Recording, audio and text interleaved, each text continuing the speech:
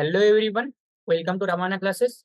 तो चलो, आज हम लोग एक एडवांस टाइप सवाल जो मेंस में आए हुए हैं एंड एडवांस के जो पुराने जमाने था, मतलब पुराने टाइप के जो पुराने टाइम में जो एडवांस होता था उनमें ये सवाल बहुत बार देखा गया है। ठीक है, तो ये मेंस के पॉइंट ऑफ व्यू से एज वेल एज एडवांस के पॉइंट ऑफ व्यू से थोड़ी अच्छी लेवल की सवाल है, तो इसको ट्राई करेंगे। ठीक है, देखते हैं।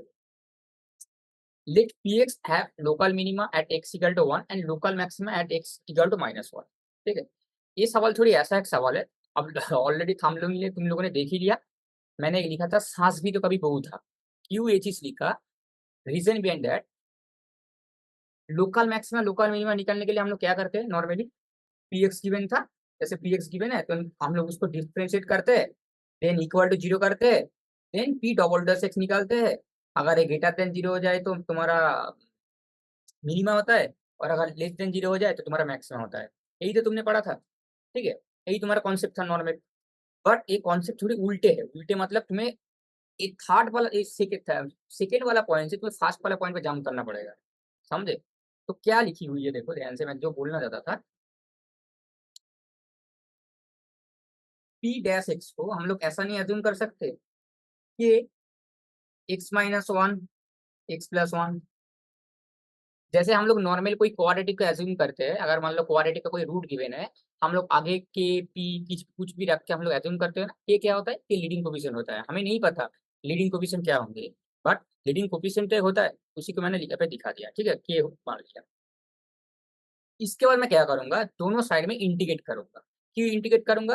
किसी भी चीज को जब तुम डिफ्रेंसिएशन से इंटीग्रेट करते हो, वो डायरेक्ट उसका नॉर्मल इक्वेशन ही मिल जाता है। देखो, पी डैश एक्स x² - 1, ए स्क्वायर माइनस बी स्क्वायर का फॉर्मूला लगा दिया। ठीक है, एंड दोनों साइड में इंटीग्रेशन लगा दिया।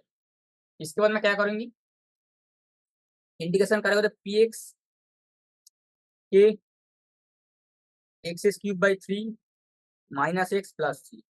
तुम्हारा इक्वेशन आ चुका है। इक्वेशन आ चुका है। आई होप तुम लोगों ने बेसिक इंटीग्रेशन अच्छे से पढ़ा। बेसिक इंटीग्रेशन सबको आता है, क्योंकि फिजिक्स में काइनेमेटिक क्वांटिटी में बेसिक इंटीग्रेशन हम लोग यूज करते हैं। जैसे एक्स की power n into d x, इसका इंटीग्रेशन क्या होता है, एक्स की power n+1 divided by n+1 और प्लस सी हमेशा होता है। ठीक है, सी क्या होता है, इंटीग्रेशन कॉन्स्टेंट। यह तक तो सभी को अच्छे से ही पता है सारी चीज। इसके बाद मैं क्या करूंगी, इसके बाद मेरे को कौन कौन से वैल्यू चाहिए, अगर मेरे को पी एक्स निकालना है, मेरे को कौन कौन से वैल्यू चाहिए, मेरे को के का वैल्यू चाहिए और सी का वैल्यू चाहिए। यही तो हमारा अननोन अननोन वेरिएबल है, मेरे को नहीं पता क्या होंगे। तो मैं क्या करूंगी, दोनों इक्वेशन देखो, ये पे और भी दो इक्वेशन गिवन है, ध्यान से देखो। Which any set x equal to -3, मतलब पी एक्स जो है वो एक्स इक्वल टू -3 पे फेनिश हो जाता है। इसका मतलब क्या है, अगर मैं थोड़ी ध्यान से लिखूँ, इसका मतलब क्या है, पी ऑफ -3 इक्वल टू 0 होना चाहिए। ये तुम्हारा फर्स्ट कंडीशन, कंडीशन 1। और सेकेंड कंडीशन क्या लिखा, इसका इंटीग्रेशन जब तुम करोगे तो ये 18 आ जाएगा, मतलब पी एक्स का इंटीग्रेशन -1 से 1 पी एक्स डी एक्स, ये तुम्हें क्या देगा, 18 देगा। यही दो इक्वेशन है, और तुम्हारे पास दो वेरिएबल है के और सी, निकाल दोगे। अब करते हैं, देखते हैं कैसे करेंगे। मैं पहली वाले को पहले लगाऊंगा, पी ऑफ -1 को पहले लगाओ। पी ऑफ -3 इक्वल टू 0 लगाएंगे, k -27/3 minus -3 plus c equal to 0। K -9 और +6 -6 प्लस सी इक्वल टू 0। तो के का वैल्यू क्या आएगा बाई डिफॉल्ट, c/6 आएगा। अब मैं दूसरे वाले इक्वेशन का इस्तेमाल करूंगा, दूसरे वाले मतलब ए वाले इक्वेशन लगाओ। डायरेक्ट में दिखाई देता हुआ यहाँ पे x³ -3 -x प्लस सी, और इसका इंटीग्रेशन करना है मेरे को -1 से 1 तक, और यहाँ पे dx भी है। ठीक है,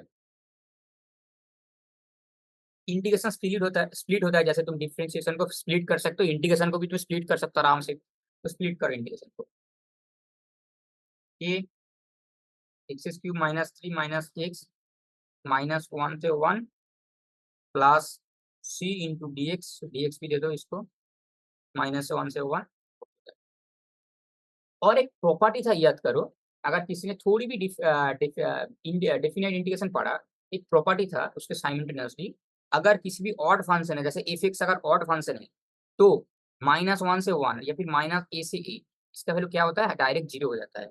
और अगर एफ एक्स या फिर इवन होता है, अगर मान लो एफ एक्स इवन है, तो हम लोग क्या करते हैं, -a से a तक इसको हम लोग 2 गुना कर देते हैं और 0 से a कर देते हैं, फिक्स करते हैं ना ये चीज। और ऑड इवन चेक कैसे करते हैं, ऑड इवन चेक करने के लिए बहुत आसान तरीका है, मैं दिखा देता हूँ यहाँ पे छोटी सी करके। If of minus x equal to, अगर माइनस ऑफ एफ एक्स आ जाए तो उसको ऑड फंक्शन बोलेंगे, और if of minus x equal to अगर प्लस ऑफ एफ एक्स आ जाए तो उसको इवन फंक्शन बोलेंगे। इवन फंक्शन वो फंक्शन होता है जो क्या करता है, माइनस को ऑब्जर्व, मतलब अपनी पास ले लेता है और माइनस को दिखाता नहीं है। और ऑड फंक्शन वो फंक्शन है जो माइनस को दिखाता है, अगर माइनस तुम उसके अंदर डालोगे, सिंपल भाषा में बोले तो, ठीक है। ध्यान से देखोगे तो ये तुम्हारा देखना ऑड फंक्शन, एक बार देखना, ये गायब हो जाएगा।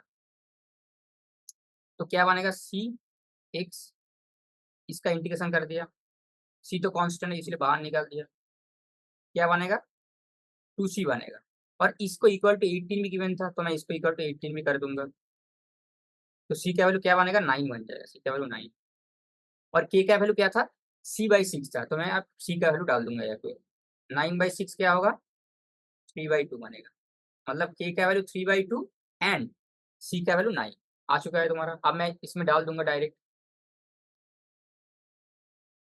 P x equal to, k का वैल्यू कितना था, 3/2 x³ 3 - x प्लस 9।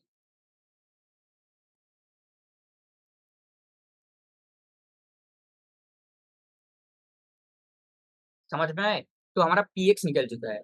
अब इसके बाद एग्जामिनर तुम्हें जो भी पूछेगा accordingly p(1), p(2), p(5), p(6) ऐसा वैल्यू पूछता है, ठीक है। इस सवाल में नहीं पूछा है, इस सवाल में सिर्फ पी एक्स ही पूछा था। बट इसके बाद क्या करता है, एडवांस वाले क्या करता है,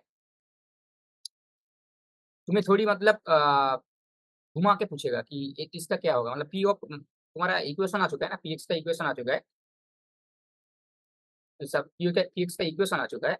अब एडवांस वाले तुमको क्या करता है, एडवांस वाले इसके बाद तुम्हें p(1), p(2), p(3), इन सब का वैल्यू पूछते लेता है। समझ में आया बात मैंने क्या बोला, आई होप यह तक तुमको बहुत अच्छी तरीके से क्लियर है।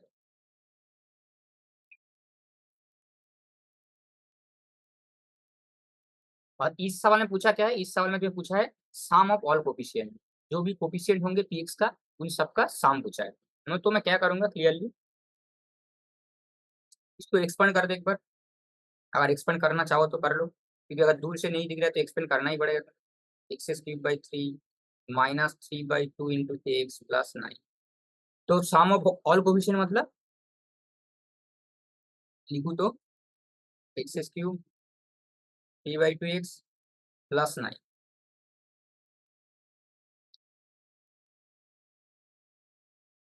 एक सेकेंड, 3 3 काट भी जाएगा ना, ऊपर नीचे 3 3 है वो काट भी जाएगा, 1/2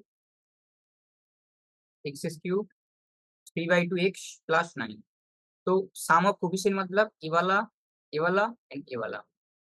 यहाँ पे भी बहुत सारे बच्चे गलती करता है, मैं गलती नहीं करने बोलूंगा, गलती मत करो ऐसा छोटी मोटी गलती, 1/2 एंड प्लस जब करोगे -3/2 दोगे प्लस 9, तो क्या होगा, 1/2 -3/2 प्लस 9, जो कट पीट के तुम्हारे पास -1 प्लस 9, आंसर क्या मिलेगा तुम्हें, 8 मिलेगा आंसर।